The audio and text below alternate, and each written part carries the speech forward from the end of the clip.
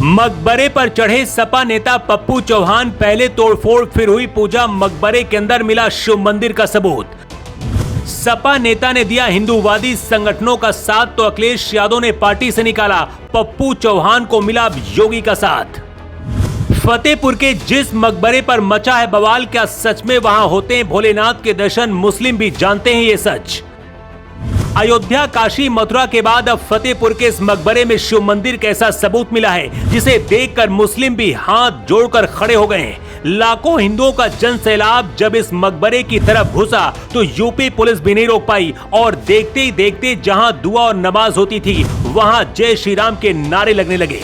मकबरे में नारियल टूटे और अगरबत्तियां जलने लगी। यूपी के कई थानों की पुलिस भी भीड़ को नहीं रोक पाई, लेकिन पुलिस ने जब एफआईआर दर्ज करनी शुरू की तो हिंदू संगठन ही नहीं बल्कि सपा नेता भी और दूसरे दल के नेता भी मकबरे में तोड़फोड़ करने पहुंचे थे, जिसमें सबसे बड़ा नाम है सपा नेता पप्पू सिंह चौहान का।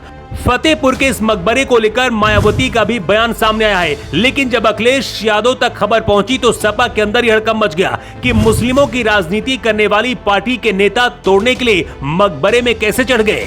कुछ घंटे में ही पप्पू सिंह चौहान को पार्टी से बाहर निकालने का फरमान आ गया। अखिलेश यादव ने पप्पू चौहान को पार्टी से निकाला, लेकिन पप्पू चौहान को योगी आदित्यनाथ का साथ मिल गया है। लेकिन क्या सच में मकबरा शिव मंदिर है और क्या इसकी सच्चाई है? योगी आदित्यनाथ क्या करने वाले हैं और मायावती ने क्या योगी से डिमांड कर दी है? 2 मिनट के इस रिपोर्ट में सब कुछ आपको बताते हैं।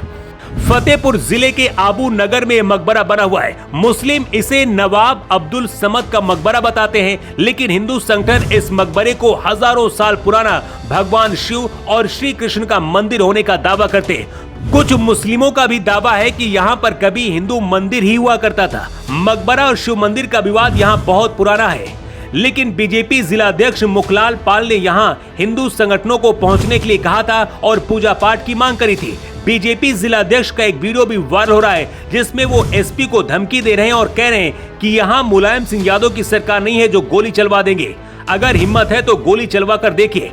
हिंदू पक्ष के लोग मकबरे में घुसकर तोड़फोड़ करते हैं, इसके साथ ही यहाँ नारियल तोड़कर अगरबत्तियां जलाकर पूजा पाठ भी किया जाता है। इसके बाद मुस्लिमों को खुश करने के लिए और योगी सरकार को घेरने के लिए अखिलेश यादव की एंट्री होती है। लेकिन जब अखिलेश यादव को पता चलता है कि सपा के नेता खुद मकबरा में चढ़कर तोड़फोड़ कर रहे थे, जय श्री राम के नारे लगा रहे थे, तो सपा के अंदर ही हड़कंप मच गया और सपा नेता पप्पू सिंह चौहान को पार्टी से बाहर निकाल दिया गया। लेकिन पप्पू सिंह चौहान को योगी का साथ मिलता दिख रहा है और फतेहपुर में जिस तरह के हालात बन रहे हैं, अब दूसरा संभल ना बन जाए इसका डर है। मकबरा में भगवा झंडा लहराने के मामले में नामजद सपा नेता पप्पू सिंह चौहान को सपा ने पार्टी से निकाल दिया है। पुलिस ने 10 नामजद और 150 से ज्यादा लोगों पर मुकदमा दर्ज किया है। पार्टी से निकाले जाने के बाद पप्पू सिंह चौहान ने कहा है कि मैंने पार्टी को बेहतर बनाने के लिए बहुत मेहनत की है, लेकिन समाजवादी पार्टी अब सिर्फ मुस्लिमों की पार्टी बनकर रह गई है, लेकिन हम सनातन के लिए हमेशा लड़ते रहेंगे। अयोध्या के बाद काशी, मथुरा और संभल योगी आदित्यनाथ की लिस्ट में शामिल है। संभल पर भी योगी कह चुके हैं कि वहां कभी हरिहर मंदिर था।